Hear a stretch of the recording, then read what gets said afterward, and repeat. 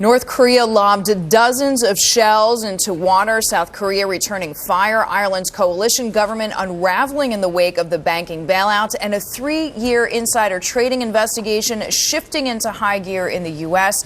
So with more on what this instability means for the markets, we bring in Jim O'Neill. He is chairman of Goldman Sachs Asset Management. Jim, thanks so much for joining us this morning. Asian stocks at a 5-week low. How much does this incident, North Korea shelling a South Korean island, change what an investor should do with his or her investments in Asia? I mean, I think on its own, I would tend to regard it as one of those occasional strange skirmishes that North Korea seems to periodically undertake. I think that the dilemma for the markets is that it's coming in the week of Thanksgiving, which is quite often one of the more illiquid weeks of the year. And then on top of that, you've got the underlying weakness of China the past week and the whole fear of Chinese inflation. And so it's not a good day for it to have happened. On another week, it might not have mattered so much. Jim, it sounds like you're not panicked at all about it. And I do want to come back to that question about China and the worries about inflation there. But hard to be looking at the markets and not pay attention to what is going on in Ireland. I mean, the coalition government that is basically putting together this unpopular banking bailout is likely to be disabled. So does this show that the financial crisis in Europe is just toxic for any political leaders who try to deal with it?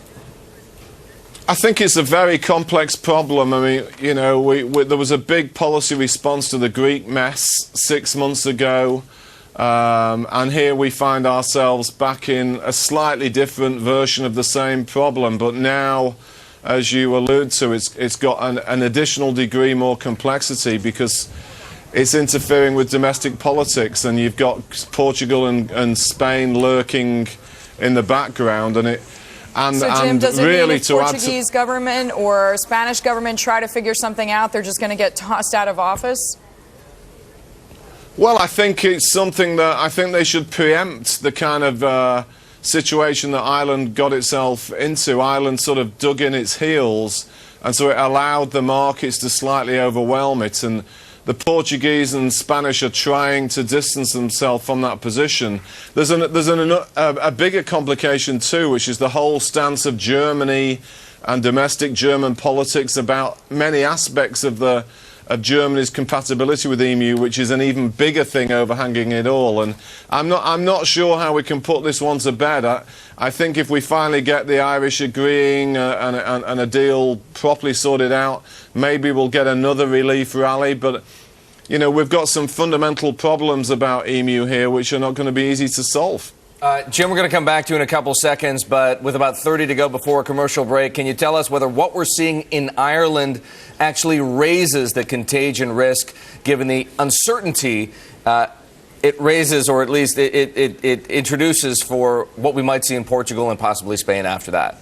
No, I think it does. I think the very fact that Ireland's got into this difficulty against the background of Greece 6 months ago tells investors that governments can offer whatever they want, but if the underlying fundamentals you know what? I didn't give you enough time to answer the question. We're coming back. We are back now with Jim O'Neill, chairman of Goldman Sachs Asset Management. Jim, before the break, you were telling me that what we're seeing play out in Ireland raises the contagion risk for Spain, possibly, and certainly for Portugal. Walk us through the rationale one more time. Well, I think it's pretty simple. We had a big relief rally after Greece during the summer, but the message to many market players here is that it kind of doesn't really matter what policymakers throw at it unless there's an underlying solution to not just the debt challenge, but also how EMU sits together involving all these domestic political partners. It's how can we forget about the problems lurking with Portugal and Spain? And all it's done, particularly given the domestic Irish squabbling, is raise the risk factors for everybody about those places. Jim, how much of a factor is a change in the attitude of the Central Europeans, the Germans, the Austrians, a factor here? Lessons learned in Greece and how they're applying it right now to Ireland, particularly you're hearing all this job owning over the tax rate, and then how it might get even more rigid, perhaps, when the next bailout candidate comes along. Well, I think that you hit the nail on the head. The central issue for it all, in my judgment, is the stance of Germany and the German government. The domestic politics in Germany about all these issues is highly complex, and in many ways goes back to their own costs of unifying East and West Germany.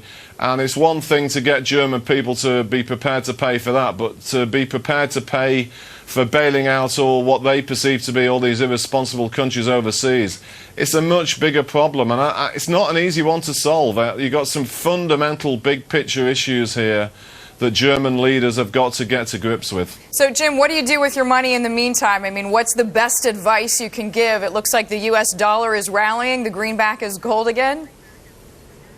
Well, I think it's certainly raised the risk premium on the euro. In my opinion, you've got a euro that is overvalued anyhow, fundamentally. And I can't see for long-term investors what the great attraction of the euro is here. What is fair value for the euro? Well, the fair value for the euro, in my opinion, is 120. But of course, we move up and down around it as we go through time. And the reason why it's there is because of the aggressiveness of US policies to get the US economy out of its trouble. So this alone doesn't mean to say the euro is going to go back to fair value, but it just makes it clearer to me that people buying the euro here are taking on more and more risk at higher levels away from fair value, and I think I recommend people to be careful about it. Jim, can I use currency to take us back to China and Korea for a moment? How might the Korean situation play out as far as U.S.-Chinese tensions are concerned and the dispute over currencies and the currency war, so to speak, that you've so handily dismissed with your most recent op-ed in the FT? Yeah.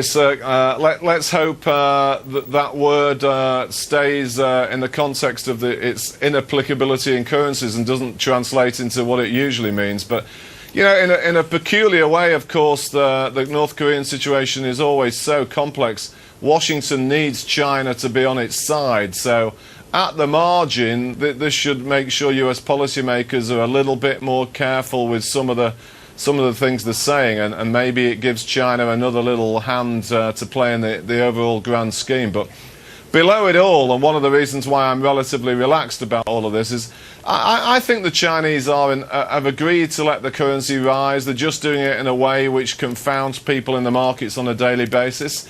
And I think we're going to see further Chinese renminbi strength before the end of the year and after the end of the year. All right, and I think there's a pretty good relationship with the US Treasury about that. And we know you've